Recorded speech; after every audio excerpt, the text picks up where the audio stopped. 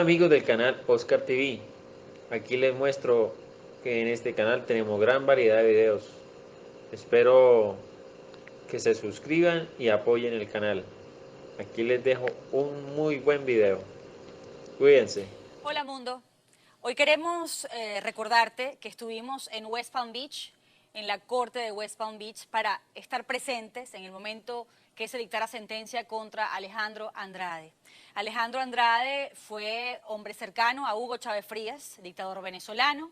Esta, por cierto, es la única imagen que hay de esta jornada del 27 de noviembre, porque nosotros estábamos entrevistando a su abogado mientras él se escurría y lo captura en este video mi compañero René Pedrosa de América TV. Eso es lo único que usted va a ver de su comparecencia el día de hoy ante la jueza Robin Rosenberg. Lo cierto es que le imponen 10 años de pena, más un año de vigilancia. La incautación de los bienes, como ya sabemos, pero hoy ocurrieron varias cosas en esa sala, en ese juzgado al que usted no pudo entrar, porque si nosotros entrábamos le podíamos hacer parte de la historia, pero no se podía llevar ni teléfono, ni cámara, no se podían hacer ni fotografías, ni video. Pero le puedo describir lo que viví como venezolana y también como periodista. Lo observé detenidamente desde que llegué, desde que entré a esa sala. Él le pidió a su abogado acercarse a los periodistas para saludarnos, se acercó también a la fiscalía, a los miembros de la fiscalía.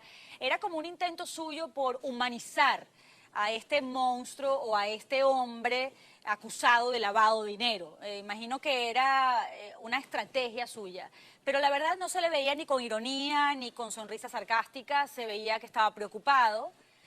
Yo no sé si por desconocimiento durante todos estos años de pensar que iba a pagar, no importa cuándo, pero iba a pagar lo que había hecho. Pero bueno, digamos que él sonreía, pero de manera nerviosa, volteaba y miraba a quien suponemos es su hermana por el parecido físico, porque no pudimos hablar con ella tampoco, también se escurrió y se fue. Pero se rascaba la cabeza con angustia, se movía en la silla, miraba una y otra vez esa declaración que finalmente dio ante la jueza Rosenberg. Habló en español, por cierto, ya les contaré detalles de eso. Apretaba sus manos, las unía como si fuera a rezar, pero hacia su rostro, como reflexionando de lo que venía, sobre lo que venía. Apretaba el puño y se lo pegaba a la boca también mientras esperaba con preocupación.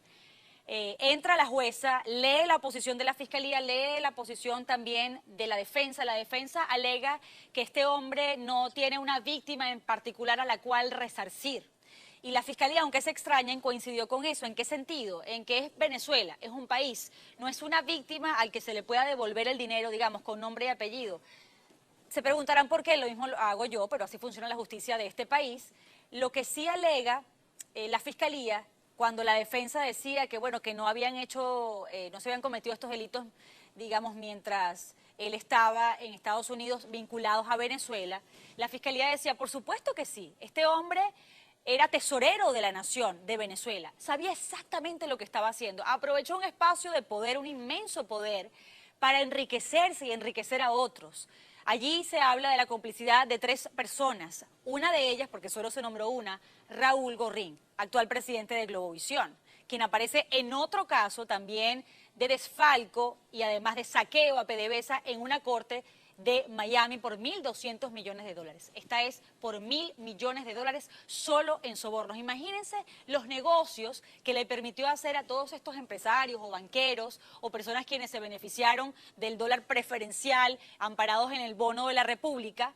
Imagínense la cantidad de los negocios, la suma, si solo en sobornos eran 1.000 millones de dólares. Comparémoslo con el litigio de Odebrecht solo aquí en los Estados Unidos, 800 millones de dólares. Una persona vinculado al régimen de Nicolás Maduro se apodera, según esta sentencia, de 1.000 millones de dólares. Al salir de la sentencia, el abogado nos dice, no, él solo se quedó con 60 millones, como si 60 millones fueran poco, como si no se tratara también del dinero de un país, del erario público, del patrimonio de una nación y no dinero propio, bien habido.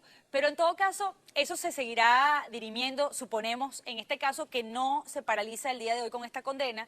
Los abogados de Alejandro Andrade, por cierto, quienes acariciaban su espalda como si fuera un niño protegido.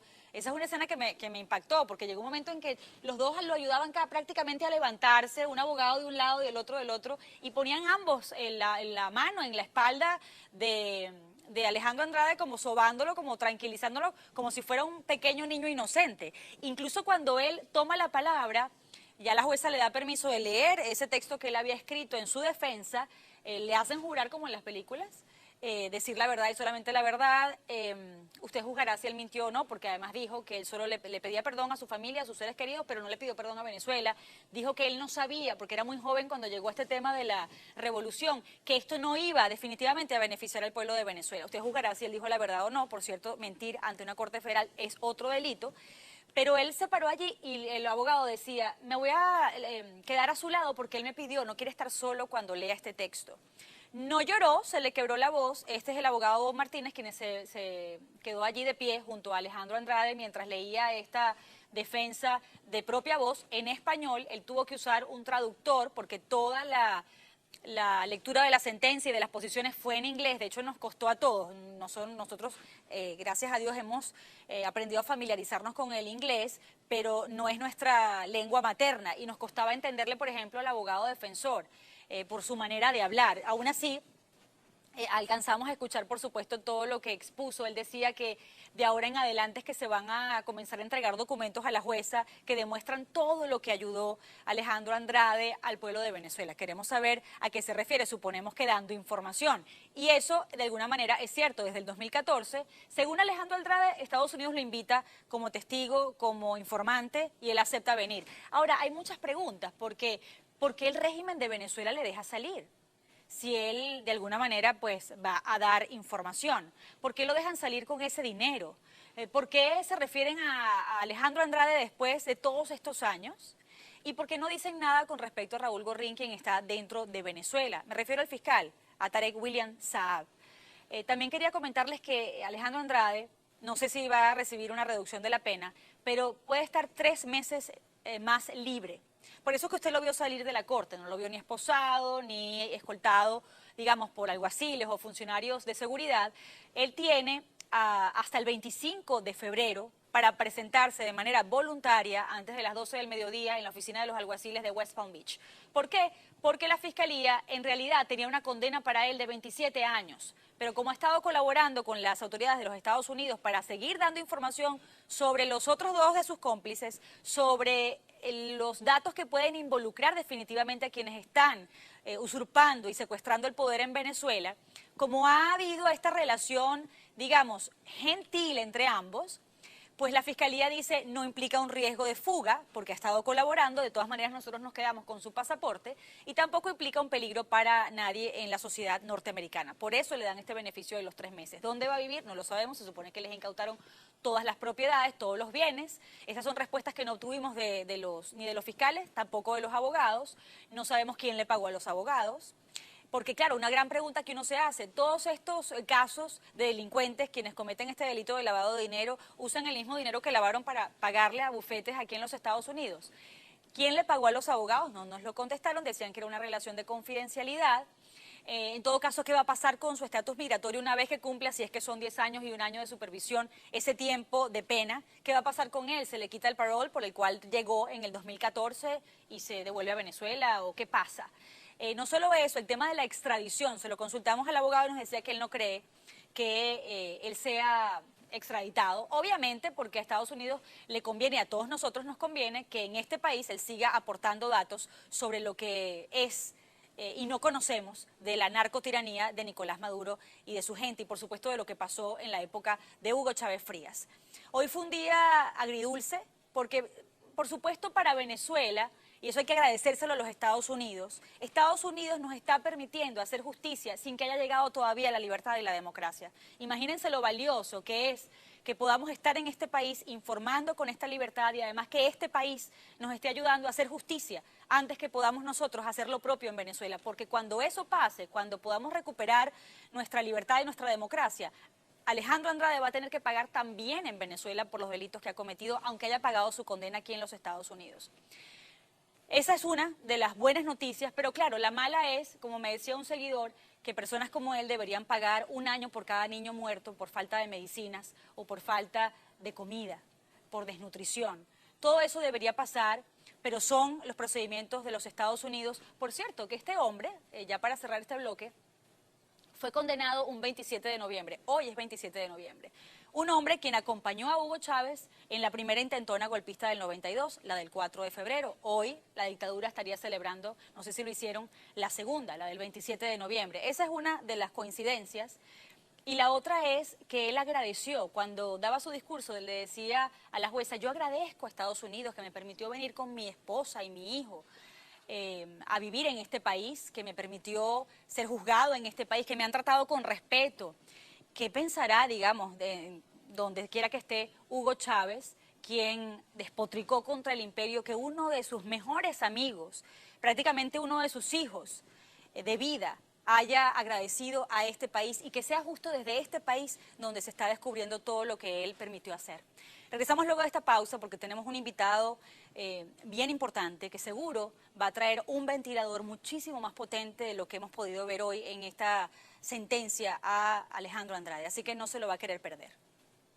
Nuestro invitado esta noche es Luis Velázquez Alvaray. Los venezolanos lo recuerdan como magistrado del Tribunal Supremo de Justicia de Hugo Chávez. Lo tenemos porque escribió un artículo desde su exilio en el que revela datos sobre la banda de los enanos.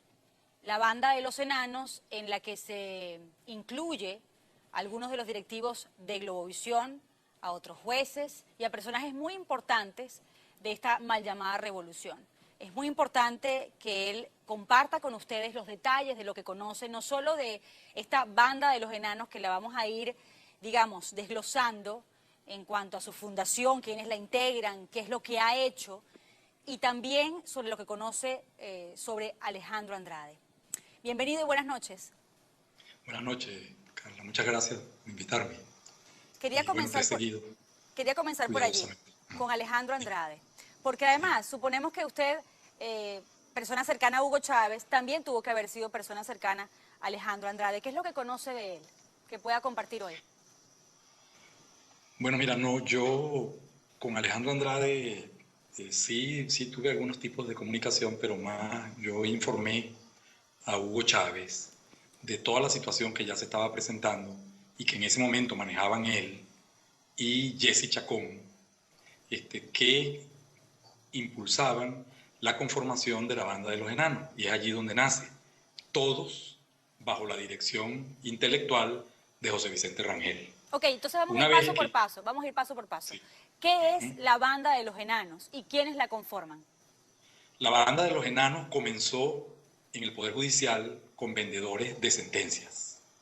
Vendedores de sentencias que controlaban todos los tribunales del país, en las distintas áreas, en el área laboral, en la civil, en la penal. Allí estaban, desde allí, Gorrín, Perdomo, Michael Moreno, con Deyanira Nieves en el Tribunal Supremo de Justicia, y con gente que miraba y no veía, que era Luis Estela Morales, la ex fiscal, a quien le entregué yo también, todos y cada una de las denuncias que en ese momento existían, porque yo decidí abrir una averiguación a lo que recibí las primeras situaciones, informaciones de esto, cuyo eje en ese momento principal era el Estado Lara. Yo me trasladé al Estado Lara para allí funcionaban desde la cárcel un tal Bolívar, un delincuente Bolívar, de apellido Bolívar, que con Michael Moreno, con Gorrín, con Perdomo, manejaban toda la situación del matraqueo en las carreteras a los gandoleros. Así empezó esta gente, matraqueando gandoleros, que para pasar por los peajes y por todo tenían que pagar, y ellos eran los que en última instancia terminaban recibiendo. Y además que se decidieron organizar a partir del crimen que cometieron del fiscal Anderson. Allí está José Vicente Rangel, Sí. y allí está todo eso que parece una novela de Isaías Rodríguez, que se reía, que el fiscal falso. No, Isaías Rodríguez es autor intelectual de toda esta situación. Es Es autor un canalla intelectual. intelectual también. Ok, José Del Vicente, crimen de... vamos por Y partes. José Vicente Rangel. José Del Vicente crimen Rangel de... e Isaías Rodríguez, en su momento fiscal, ¿usted los Son autores considera intelectuales. autores intelectuales de la banda de los enanos? Bueno, se decía de hecho que Danilo Anderson y otros jueces eran como los preferidos por Isaías Rodríguez. Pero Correcto. detállenos un poco más sobre la participación que usted denuncia de José Vicente Rangel y de Isaías Rodríguez. Mira, José Vicente Rangel, desde la vicepresidencia de la República, era el que organizaba, desde el nombramiento de jueces hasta colocar gente en los tribunales y en la fiscalía. La fiscalía era también un reducto de los enanos, un tal Lloraco, no sé qué, todos en su momento fueron denunciados. Y yo desde el tribunal los denuncié. Y el día que me fui a Barquisimeto y destartalé la banda allí, cuando llegué al Tribunal Supremo el día martes, a la sala plena, ¿verdad?, fui recibido con prácticamente un insulto por parte de Omar Mora y de Luis Estela Morales, porque yo me había metido con eso sin autorización de ellos.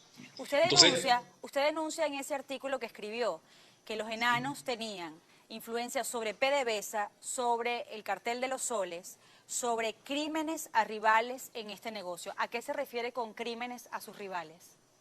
crímenes a los rivales es que cuando comienza a estructurarse el cartel de los soles, el denominado cartel de los soles, existían dos personas allí que eran un general y uno que fue gobernador del estado Apure. Aguilarte sería.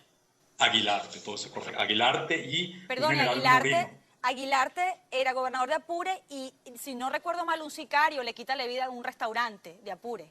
Sí, es un sicario de la banda de los enanos por las distintas ramificaciones que tenían, en este caso ya en la droga. Porque lo más importante y lo que se va a develar con toda esta situación de Andrade hoy es la ramificación de los enanos hacia el narcotráfico, hacia PDVSA, hacia los colectivos de Bernal, donde es la primera vez, es que es tan asombroso, es que es la primera vez que una mafia en el mundo se estructura con tantas ramificaciones. Imagínate tú, desde el anillo del presidente, ¿verdad?, Tribunal Supremo, Fiscalía y todo lo que venía luego, que eran las empresas del Estado, todo eso del arco minero hoy en día, todo se generó a partir de lo que la banda de los enanos significó. Y yo lo advertí. Perdone que voy Pero a precisar resulta... algo. Voy a precisar algo. Cuando usted dice que la banda de los enanos, que usted dice la conforman Raúl Gorrín, Perdomo, Michael Moreno, Deyanira Nieves, Luisa Estela y la exfiscal Luisa Ortega Díaz. Sí. Y usted dice que esa banda de los enanos Omar Mora, promovía crímenes contra, digamos, su competencia o sus rivales en este negocio. Usted me está diciendo que estas personas que usted nombró ordenaron asesinar, por ejemplo, a este gobernador, exgobernador de Apure. Sí, sí, lo hicieron a través de sicarios, ellos mismos, los mismos integrantes de toda esta corruptela y de todo esto que edificaron como cartel de los soles cuando estaban iniciándose en los planes del narcotráfico, que ya lo demás todo lo conocemos hoy, pues.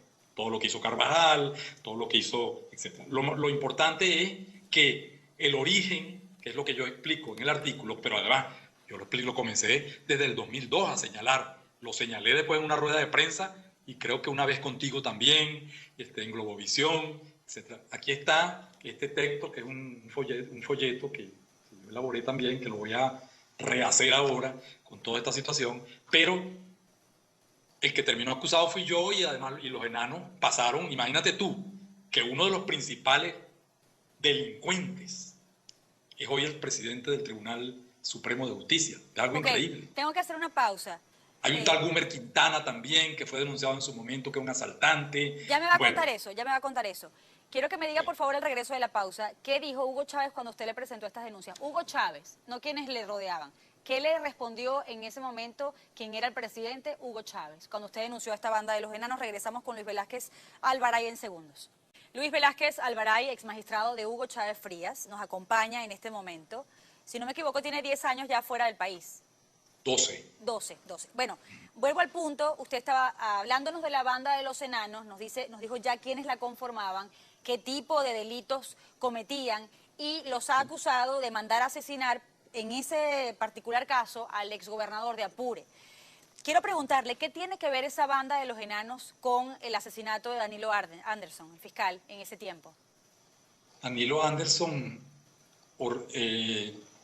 formaba parte del grupo inicial, pero trató de lograr autonomía con respecto a Michael Moreno, con respecto a José Vicente Rangel, Isaías Rodríguez, y entonces se confabularon todos para volarle el carro, porque se le salió de su redil a los fundadores de los enanos, que es esta gente.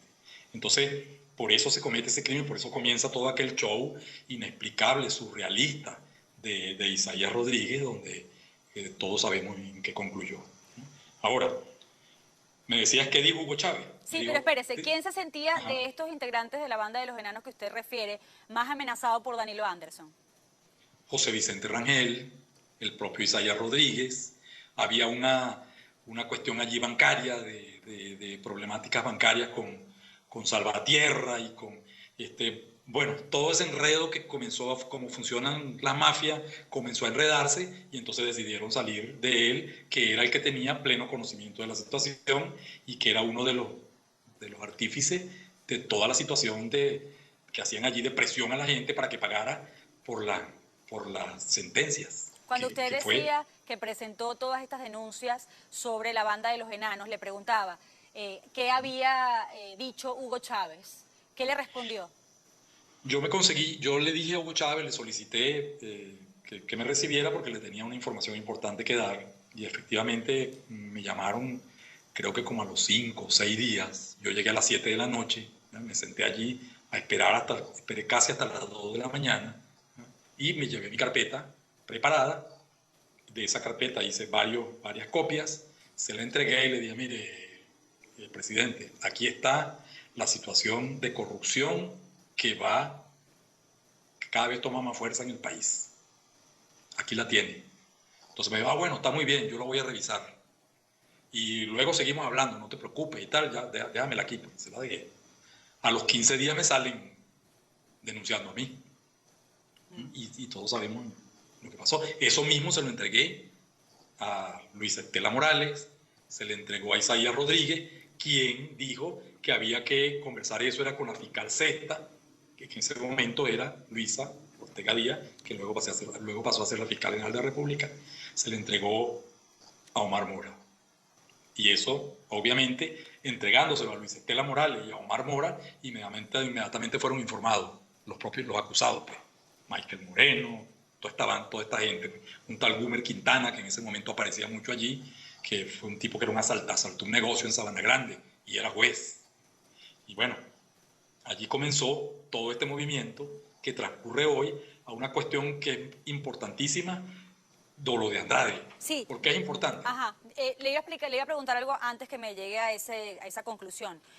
Sí. Raúl Gorrín, cuando compra Globovisión, y los empleados en ese momento, quienes nos mantuvimos justo hasta ese instante, le escuchamos decir que él era hermano de Alejandro Andrade, hermano, que incluso compartieron sus momentos en la Academia Militar, que él tuvo que abandonar la Academia Militar, que él era un militar de corazón.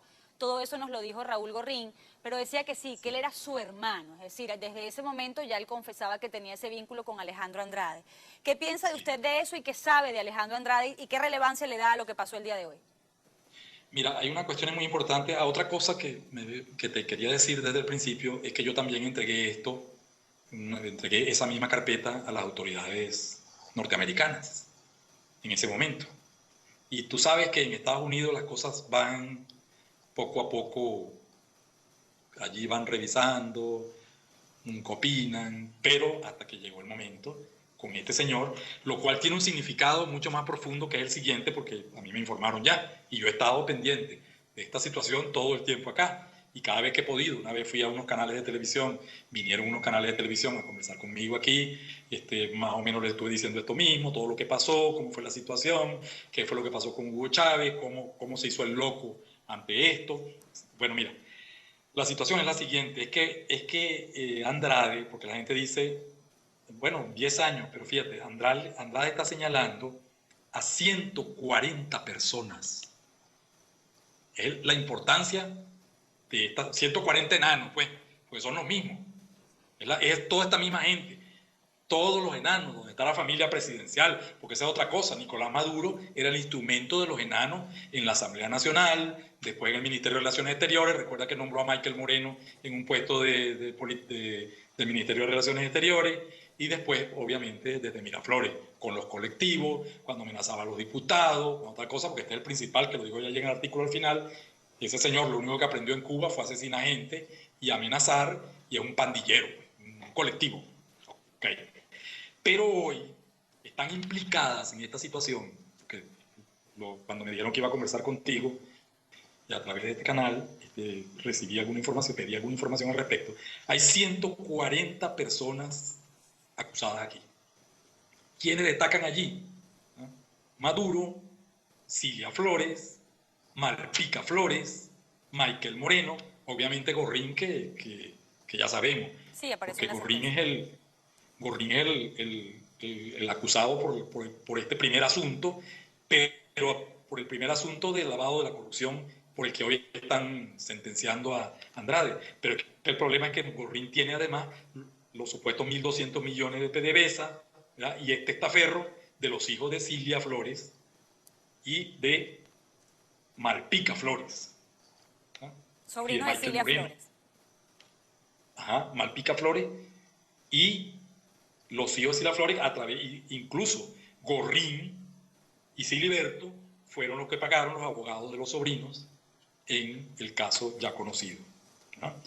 Resulta que a este señor Andrade le decomisaron los celulares, lo que me informaron a mí, y los computadores, ¿no? Donde se elaboró todo el esquema de delincuencia organizada, donde hay 140 personas y además solo registrados en Florida, en el estado de Florida, 159 empresas. Imagínate tú la magnitud del defalco. Tenemos que hacer la pausa. Quédese allí, por favor, porque vamos a seguir desglosando este caso y todo lo que sepa con respecto a él. Luis Velázquez Alvaray, esta noche aquí en EBTV Miami. Luis Velázquez Alvaray, ex magistrado del TSJ de Hugo Chávez, nos acompaña esta noche. Quiero profundizar un poco más sobre la conexión que usted establece entre Nicolás Maduro, el narcodictador Maduro, y la banda de los enanos, pero también su vínculo con Alejandro Andrade. ¿Nos puede precisar un poco más? Maduro Chávez era el gran jefe y quien ejecutaba, por eso lo dejaron allí, quien ejecutaba todas estas actividades negras. Maduro ejecutaba las actividades negras. Así es, y las continúa ejecutando, que es lo peor que le ha pasado al país. Porque cuando estaba en la Asamblea Nacional, desde su despacho en la Asamblea, era el que recibía todas las órdenes para actuar en todo esto con los colectivos, en todo lo de toda esta banda que yo quiero dibujar de alguna manera, porque es una banda que estaba en todas las instancias, en todas las instancias judiciales en primer lugar, desde el Tribunal Supremo hasta el último tribunal municipal, ¿no? Yo realicé una investigación precisa de todo eso, de dónde había un enano, en todo el país, en todos los tribunales tenían contacto. Cuando algún juez inmediatamente el juez tenía que salir de allí. Tenían alguaciles, tenían personal menor. Es decir, unas ramificaciones que solo hay que verlas y uno no las cree.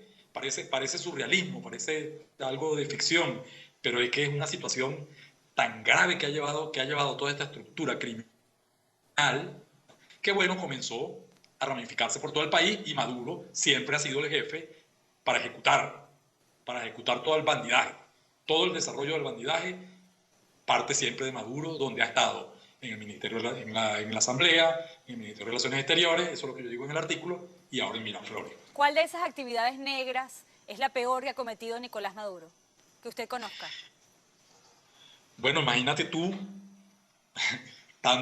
finalmente, todas las situaciones que se han cometido, pero cuando él estaba en la Asamblea, por ejemplo, mandaba a perseguir gente y a que los colectivos actuaran, por ejemplo, contra los diputados de la oposición, que en muchas oportunidades me pidieron a mí que los acompañara para acompañarlos hasta la oficina legislativa, porque toda esa lina ron y todo ese poco de salvajes que estaban allí fuera, los agredían. Entonces yo tenía que ir con ellos y a veces trataban de agredirme a mí también, pero para lograr pasarlos hasta allá, todo eso lo dirigía Maduro. En el Todo tiempo, absoluto. en el tiempo que usted estuvo Eso es el tiempo de... en estos espacios, Ajá. ¿usted conoció Sí. de alguna orden específica de Nicolás Maduro de asesinar a algún opositor o a alguna persona incómoda? Desde ese punto de vista, en cuanto a las actividades negras, ese actuar que usted dice Nicolás Maduro aprendió a asesinar en Cuba, ¿hay algo que pueda traernos a la memoria en este momento? Traer a la memoria. Sí, personalmente, lo que me sucedió a mí.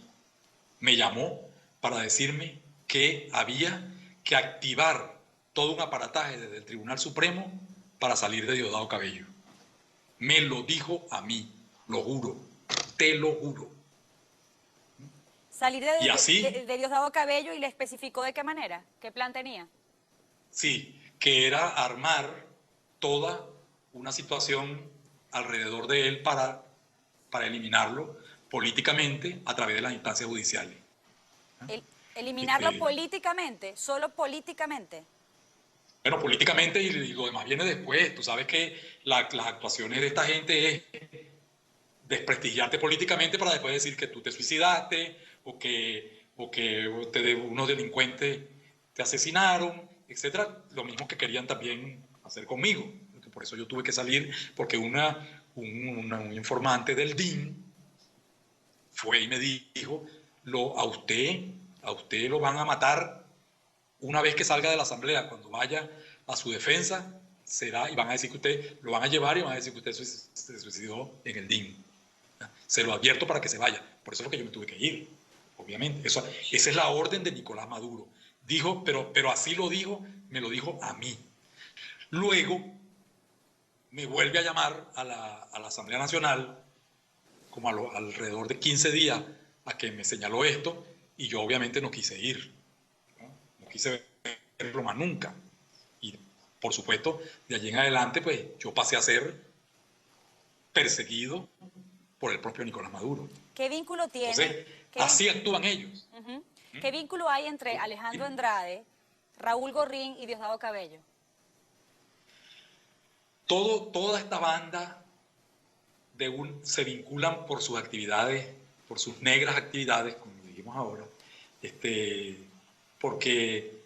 porque son ellos, incluso allí aparecía otro personaje en ese momento, además de lo que acaba de nombrar, que se llama Jesse Chacón, que fue artífice muy importante en la gestación de toda esta primera situación mafiosa, de toda la conformación inicial, cuando se comenzó a hacer el daño a Venezuela. El daño comenzó allí, en la banda de los enanos, en el Poder Judicial, y que luego entonces tomó todas las ramificaciones, y allí participaron todos, junto a Jesse Chacón, Andrade, que eran subtenientes y tenientes del anillo de seguridad de Hugo Chávez. Fíjese que se lo pregunto, porque Diosdado Cabello suspendió su programa la semana pasada, pues supuestamente por luto, y no ha dicho nada sobre Andrade ni sobre Gorrín. No, es que si dice algo, inmediatamente ellos saben todas las conexiones que tienen. Eso es una sola conexión.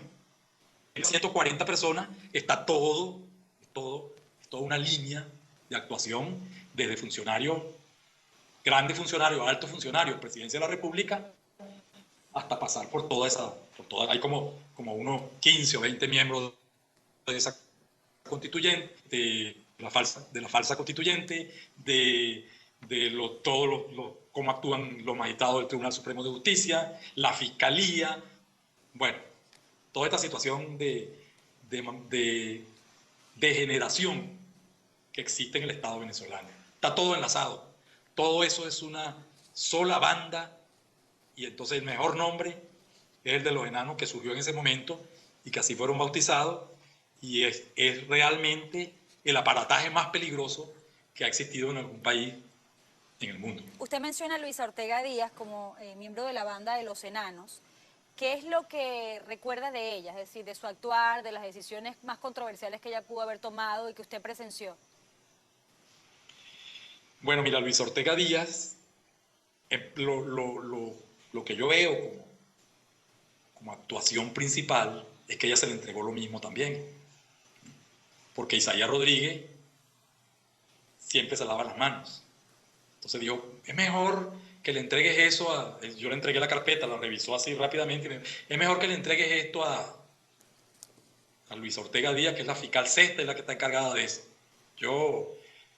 Hay cosas ahí que no creo, me dijo. Por lo que estoy viendo así, hay cosas que no creo. Pero bueno, entrégaselo a ella para que averigüe. Y hasta el sol de hoy, lo que yo le digo en el artículo, hasta el sol de hoy se supo nada de eso. Todo se escondió. ¿Por qué usted dice que los principales anclas de la actual Globovisión son poseedores de grandes fortunas? ¿A quiénes se refiere con eso? Hay mucha gente allí, periodistas, hay artistas que están entre estos denunciados y que son testaferros de Gorrín. Una vez que ustedes salieron de Globovisión, allí entraron como partes principales una serie de testaferros, con Perdomo, Gorrín y Perdomo, que les han manejado asuntos, tienen bienes en Miami, pronto van a salir a la luz pública también cuando reviente esto de las 140 personas que Andrade ha tenido que señalar ahora. ¿Usted tiene algunos de esos nombres? No se suponen esos nombres, pero yo no hablo sobre suposiciones. Siempre que he dicho las cosas es porque tengo todas las pruebas. Porque primero tienen la prueba. Tengo todas las pruebas de todos los que yo he señalado durante todos 12 años, durante 14 años, mejor dicho. Todo lo tengo acá. ¿Tiene alguna presunción de cuánto dinero tenía Alejandro Andrade antes que Hugo Chávez llegara al poder? Nada, absolutamente nada. Un funcionario con un sueldo básico de teniente. Magistrado, acompáñenos un rato más, tenemos que hacer una pausa. El ex magistrado Luis Velázquez Alvaray con nosotros aquí en EBTV Miami.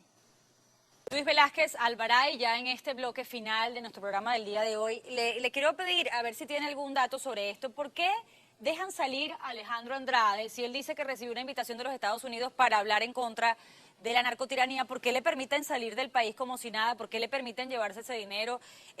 ¿Por qué lo dejan viajar a colaborar? Su hijo, de hecho, representó a Venezuela siendo jinete en el equipo de Venezuela, y ahora ellos descubren que este hombre pues está acusado de lavado de dinero, que está confesando todo esto. Denos, por favor, su teoría. Lo que pasa es que ellos tenían plena y absoluta confianza en que Alejandro Andrade, que era un hombre que manejaba todos esos resortes del poder. Él se va, obviamente ellos no sabían que esta situación con él específicamente, absolutamente de confianza de Chávez, se iba a generar esto. Por cierto, él también es testaferro de las hijas de Chávez, de la familia Chávez. Eso también hay que anotarlo. Y él no salió, lo del dinero es manejo que se viene haciendo financieramente desde hace mucho tiempo. Él no salió con autorización de ellos, con permiso de ellos. Él salió y ya estaba dispuesto a colaborar, como hay muchos otros.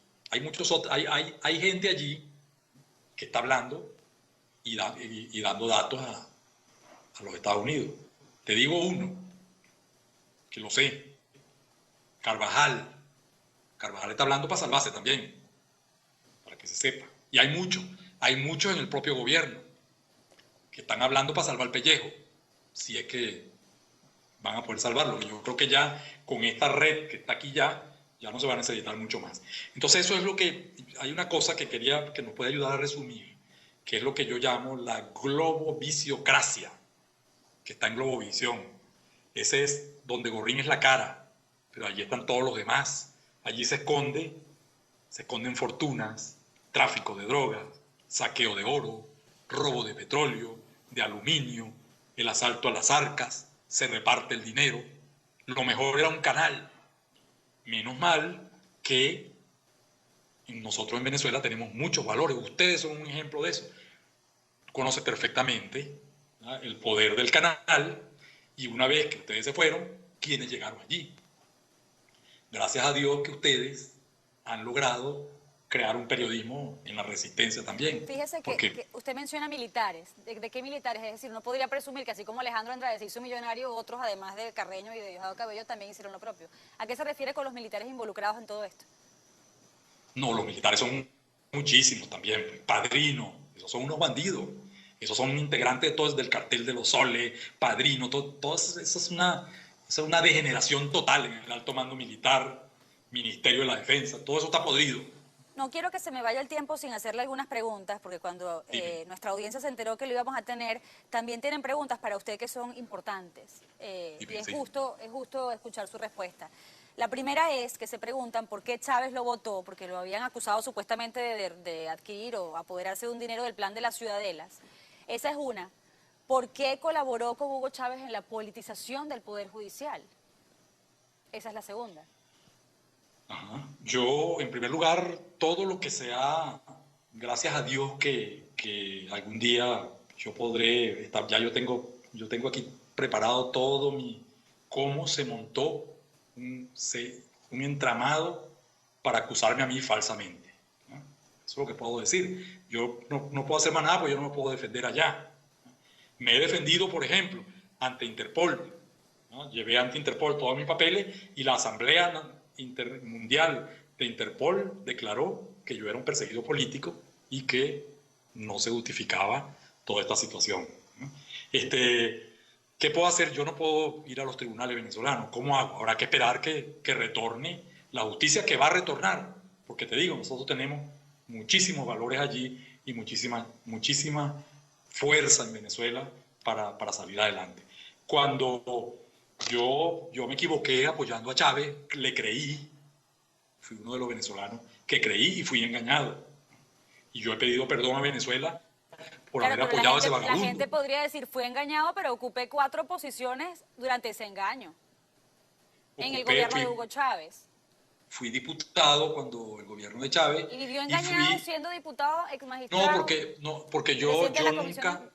Mira, a mí la gente supiera todo lo que me pedían que yo me negaba y señalaba, me negué a condenar a los policías que todavía están presos, me negué a me decían que acusara a Meserani por el asesinato de Anderson falsamente también, y yo me constituí en una piedra incómoda allí porque ellos veían que yo conversaba con todas las fracciones políticas, les atendía, escuchaba los planteamientos, ellos lo pueden decir, sin embargo, a la hora de la situación, mucha gente creyó que toda esta falsedad que me montaron a mí. Me despido con esta pregunta de uno de nuestros televidentes, y es, ¿por qué huyó del país y no enfrentó el Poder Judicial que usted mismo ayudó a diseñar? Porque el DIN me informó, el director del DIN para ese momento, me informó todo el plan de Maduro para asesinarme. Entonces yo tenía que decidir o vivir o morir allí. ¿De qué se arrepiente usted, ex magistrado? ¿De qué se arrepiente? Yo me arrepiento toda mi vida de haber apoyado a Hugo Chávez, que terminó conformando todo este bandidaje. ¿Solo de eso, no de sus propias culpas? Bueno, mis culpas son haber participado allí, pero en ningún momento en actitudes o en actividades que yo mismo me pueda reprochar o que alguien me pueda señalar. No perseguí a nadie, simplemente comencé a instalar toda esta situación y a informar que estaba funcionando esta gran mafia, que estaba Andrade, que estaba Gorrín, que estaba José Vicente Rangel, que estaba Isaías Rodríguez, que estaban todos funcionando allí, y ese fue un papel importante que se desarrolló en ese momento. Nosotros somos luego víctimas de toda esta situación. Yo venía de mi actividad como profesor universitario durante más de 30 años en la Universidad de los Andes.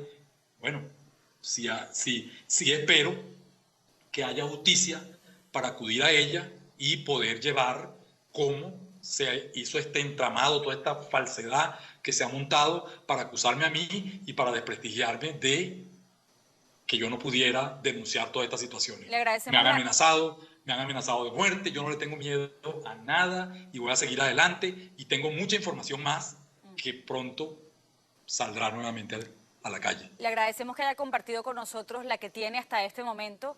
EBTV Miami es todo oídos, esta pantalla para proyectar todas esas denuncias que seguramente serán valiosas para seguir encontrando justicia para tanto sufrimiento a nuestro pueblo venezolano. Gracias por la confianza de compartirlo en este programa. Gracias a ti y te felicito por tu actitud. Luis Velázquez Alvaray, desde Costa Rica con nosotros. Así les decimos, chao mundo.